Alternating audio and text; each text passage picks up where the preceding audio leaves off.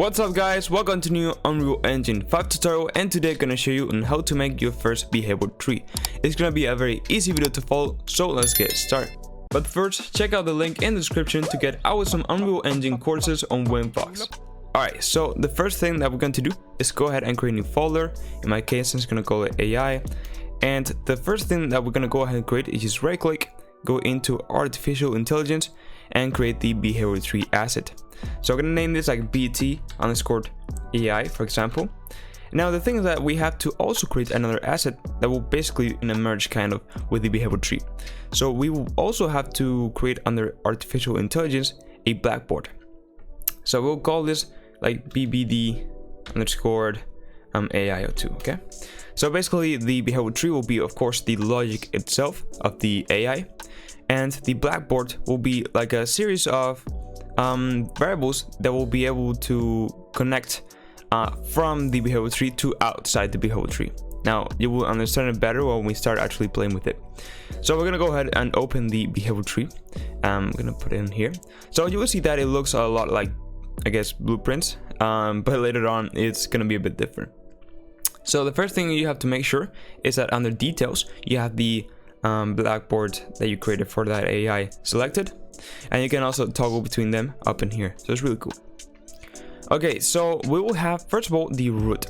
So basically behavior trees, the way that they will function and flow will be from up to down, so kind of downwards, and from left to right. That's how it will always be. So the first thing I'm going to do is go from the root and make a selector. So your selector will be able to go from different branches over here and basically just pick one of them depending on what conditions there are. So the conditions will be done with decorators that will be seeing them a bit later in the video. So then we will have basically a sequence that basically will be able to play different tasks in a number of sequence, again from left to right, and you can just organize them. For example, the first one that we're gonna have is gonna be just look around. So we will basically have a sequence of looking around. So here we'll have a task of picking a spot, moving to that destination and waiting 3 seconds. So the selector then will pick if we're gonna choose look around or another sequence that's gonna be there.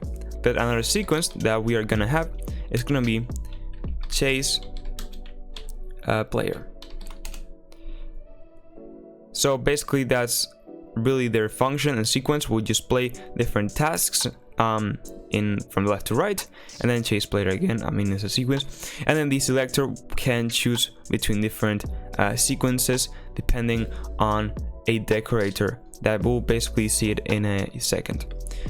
So first of all, let's go ahead and make the look around movement. Now for that, we'll basically need to create a new task, because you have to basically create tasks in order to like give it the actual logic to the blueprints, sorry, to the behavior tree.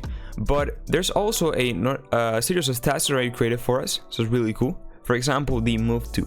Now the thing is that you have to give it a position to go.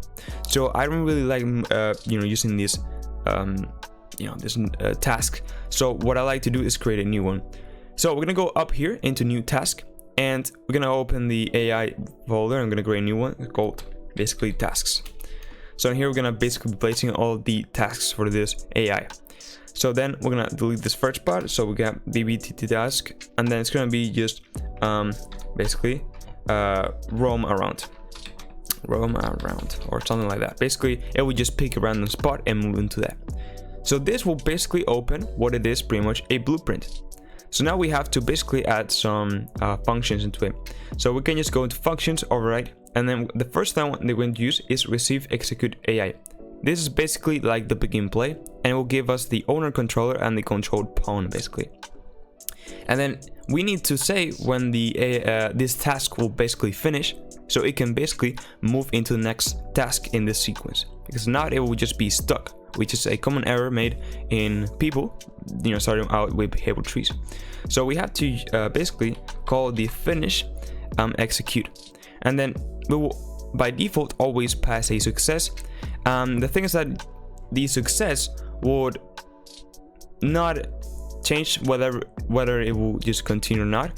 It's just knowing if the task was successfully complete.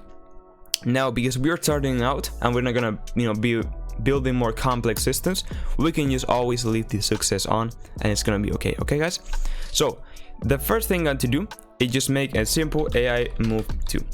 So basically what the node that the task that I had before, so the move to, pretty much this, but inside my task that I'm gonna create, so I can here pass it the destination more easier. So in here in success, we're gonna put the finish execute. The pawn is gonna be the control pawn. This is gonna be like self, for example, and then the destination will basically be a find random point in reachable radius. There we go. Get random reachable point in radius. That's it. So the origin will basically be the get control pawn, get vector location, and then we'll plug that in. I'm gonna go ahead and move all the nodes to the right, so it's a bit more organized. There we go. And then the radius basically is the distance that will be able to pick a point. It will be, for example, I don't know, 1,000. So it will pretty much cover the whole scene, I guess. And that's pretty much it. The acceptance radius can increase it like to 120. This is just the distance at the AI will basically stop when it reaches the destination. And normally it's like too close, so I like to leave it at more of a space. And there we go. We will basically have our first task for our AI. So we can just go into the look around sequence, plug this in, find our task, which basically was the PT task roam around. Of course, you can remove the BT task at the start anyway. I just leave it, and then we can just go ahead and add another thing here. It will be wait. So yeah, there's already another handy task already created for us, and we can just say wait 2 seconds. So like I mentioned before, it will go from left to right, so it will basically go into a point and then wait 2 seconds in this sequence. Okay, now the thing is that it will never go into chase player right now because we first of all don't have anything, and then there's no condition for it to go into this one. So let's first of all test out this AI look around and stuff. So first of all, gonna go ahead and Ctrl+Shift+S to save everything, and we have to go now and create a new blueprint class. It's gonna be a character, of course, to be able to create an AI. So it's gonna be a BP_AI, for example. So let's go ahead and open this up. Now let's go ahead and give it a mesh. So I'm gonna just, for example, give it the many simple, and let me just go ahead and put it in a nice position here in rotation. There you go. And I'm just gonna go ahead and we're gonna create a new animation blueprint in a second, because I always like creating my own animation blueprints because I can just control them a bit better. So we'll do that in a second, and then that's pretty much all what we need for here. Now we have to create one more thing. So we have to right click, go into blueprint class, we have to go in all classes and search for AI. So we're gonna go ahead and create a new AI controller. So select this, and then this is gonna be AI_controller, for example. You can of course give it whatever name you want. Now this will be kind of the brain that will basically be on our blueprint, and it will basically run the behavior tree and stuff. Sorry, behavior tree here. So we're gonna go ahead and open the AI controller. We're gonna go into the event graph. We're gonna delete the event tick. We're only gonna need the begin play. I'm gonna say run behavior tree, and the target will be self, but the asset will be our behavior tree that we created. So now we can just compile and save and close. Now we're gonna go back into our BP AI, and then we're gonna go into class defaults and search for AI. I'm gonna go down, and you can see the AI controller class. Well, we'll just go ahead and plug the one that we have just created, which is AI_controller. I didn't give it a pretty good name, but anyway. Now, the thing that I always like changing before we forget is the auto possess AI. Instead of place in vault, I like to place it place in vault or spawn, because if you spawn an enemy, it will not move and it'll be like, what is wrong, what is not working, and it's really just this variable over here. So it's always a pain. So we can just drag our BP AI on the scene. But the thing is that now we have to basically tell Unreal Engine all the spots where the AI can basically move. So what we have to do to tell Unreal Engine about where it can go is just go here go into volumes and create a nav mesh bounce volume. So what we're going to do is just reset the location over here. We're gonna lock this and put this as 50. So it'll basically be just a huge square, as you can see, just covering the whole scene. And now if I press P, you will see how it will basically start to generate all the paths where the AI can basically go. Really cool. Just Control Shift save. And now if I were to press play, you will see that the AI will start to pick a random location, wait 2 seconds, and then go into another location, wait 2 seconds, as you can see. So, and we go to the behavior tree, you can see that it's basically doing that. It's going to look around, and then waiting 2 seconds, and then again roaming around, etc. So everything is working as intended. Cool. So let's quickly just go ahead and create the animation blueprint for the AI, because I like having, you know, the animations. So let's go create an folder for animations, right click, go to animation, and first of all, I'm gonna create a blend space 1D.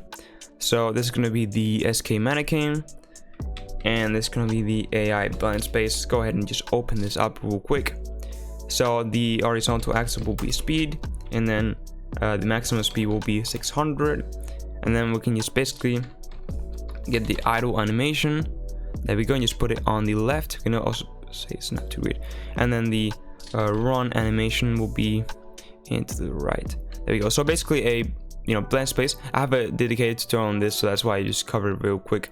But basically it will just allow us to blend between and transition between different animations depending on a value, that in our case will be the speed. So now we can just go ahead and close this, and now real quick just create an animation blueprint with the same skeleton, and then it's going to be ABP underscore AI. Open this up, and then we're gonna get our AI blend space. Just plug in a default slot so it can later on play animation montages and attack and stuff. Then right click, I'm gonna create speed. Now I'm going real quick because I have already done a tutorial on this, so that's why I'm going very fast. I will be leaving it in the description, don't worry about that, but yeah. So now we have to set the speed, so we can just go into the event graph, and then I'm just gonna make it real quick. So cast to the AI, BP AI, and then just do this, and then I can just get the velocity, so it'll be down here. So this is a vector, so we have to convert it into a vector length just here, so we have as a float. We can just plug the speed over here. There we go, perfect. We can just compile, say, go into the blueprint, go into the mesh, and assign that ABPI that we have just created that has some animations. Now the thing is that it's not basically working right now, because you can see it just unloaded the AI and the nav mesh. Now why this is happening, I don't know. I don't know what's happening, but since I switched into 5.1, sometimes it just unloads my stuff. I think of War Politician, but you just save everything, and then you can just reload the third person map, and then it will be back in. So now you can see that the AI moves with animations. Now there's a really snappy rotation that we're gonna fix. So we're gonna go into the AI, go into class defaults, search for jaw, and we're gonna disable use control rotation jaw. It's just gonna rotate the character in a very snappy way. So what we want to do is go to the character mode component and change this to be use control desired rotation, and this will just do the same, but just rotation, make the rotation very smooth. Okay. So we can now continue with our behavior tree. So now what we want to do is make sure that if we are seeing the player, we will switch into the chase player sequence. So first of all, let's make the task for chasing the player, because it's going to be a bit easier. So I'm going to go ahead and click new task, and then we can just, for example, click the roam around that we have created. This just really doesn't matter.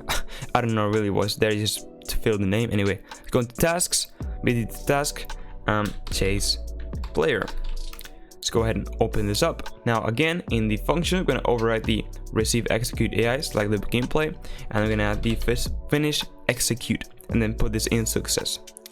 So we're going to do pretty much the same. AI move to, and then this is going to be on success. I'm going to finish the execute, and then the pawn is going to be the control pawn, and then the tie actor will be the get player character, and then the acceptance radius is gonna put it up into, like, for example, 100, and there we go. It will just go ahead and move into the player. Now it will only do this if we are so we only need to do this. We are in the chase player root. So first of all, let's go ahead and just add the chase player thing. And the thing is that we have to add a decorator. So what is a decorator? Well, a decorator will be just, well, we can just start adding it. So we can just right click on here and look around, go into app decorator, and we can choose different sections of decorators. Now the one that we're going to be looking today, which is the one more generic and used, is going to be the Blackboard one. So now if we hit on this decorator they has added, we can add a notify observer. So basically when the result changes, then when it aborts, so basically when a variable that we're gonna plug in here changes, we're gonna say what is gonna abort, and it's gonna say in which point it will again go up and see in which route it goes, and it makes sense. So if we put, for example, self, you can see this highlighted, so it will exit this sequence and go up into selector, and then it will double check again in which branch it basically has to go depending on the value. But if we were to set this into both, you will see that it will also consider this one and then exit back in here and consider both ones. So in my case, I'm going to just say self because I just want to basically consider this self and just exit this sequence. And then we need to say that if a variable from the Blackboard is set or not. So right now this probably didn't make a lot of sense, but don't worry. First of all, let's create the Blackboard variable and you understand much better. So let's go into Blackboard. We're gonna add a new key. This is basically just creating a new variable for our Blackboard, sorry, for our behavior tree. So this is gonna be a bool and is has seen player, and then we're gonna leave it as default, just save, and then go back into the behavior tree. So now we can basically click on the Blackboard that we have created and go into the Blackboard key and say has seen player, and then is not set. So basically if it has not seen the player, it will basically be in this sequence. But if this value changes and is now set, so the player has been seen, it will exit this sequence and then consider in which branch to go depending again on the value. So now we can go into chase player, add another decorator, a Blackboard decorator, and then we can select this and say again on self, and then if it's set, so yeah, it basically is seeing the player. And there we go. We can just go ahead and save. And now we have to tell the AI, well, basically where this variable will be enabled or not when we have seen the player. So we're gonna go into the BPAI and we're gonna go ahead and add a pawn sensing, which is here, component. Now we can just see a lot of variables over here. So first of all, the angle of vision, I'm just gonna put it into 70, so a bit shorter, and then the sight radius like into 500, so it's a bit smaller, actually like 700.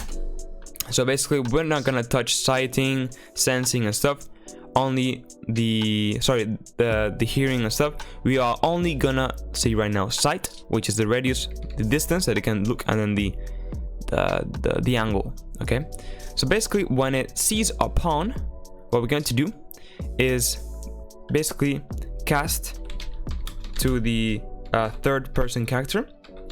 So basically we're just gonna continue if the pawn that we have seen is the player. We're not gonna do anything for the player right now. Anyway, we're gonna just get the AI controller, because as you know, the Blackboard was in the AI controller. And what to do is basically get the Blackboard, and then what we want to do from here is basically set a value as a boolean. Basically this is just accessing the Blackboard, and it's gonna be touching one of these booleans on the Blackboard. In a case we only have one, so we have to pass the key name, basically the variable name. So it's gonna be make literal name. So in here we can just type one, and the one it was has seen play. So I'm just gonna go ahead and copy this, go in here and just paste it, so it's perfect. And then the bool value will be true, because it means that we have basically seen the player. And the very last thing that I nearly forgot is the control actor will be self, because basically is the blueprint self is the AI basically. So now we can hit play and it will just wander around until it sees me, as you can see, and will start basically following me, as you can see. Now I'm gonna do a change here, and it's the character mode component, the max walk speed. I'm gonna put it like in 450, so not like run to me and stop, run to me and stop. So you can see that it hasn't seen me, so just wandering around, you know, just looking forward, roaming around. But when it sees me, it will start to go ahead and chase me. And as you can see, if I go into the blackboard, into the behavior tree, sorry, you will see that's now in here. So yeah, that's pretty much a brief introduction into behavior trees. As you can see, it's pretty simple when you start to narrow it down into different processes and tasks. So yeah, if you found this tutorial helpful, I really appreciate it. You could like the video and subscribe to my channel. I have lots of Unreal Engine 5 tutorials, this one, so if you want to check it out, go ahead. And now yes, with all said, bye bye.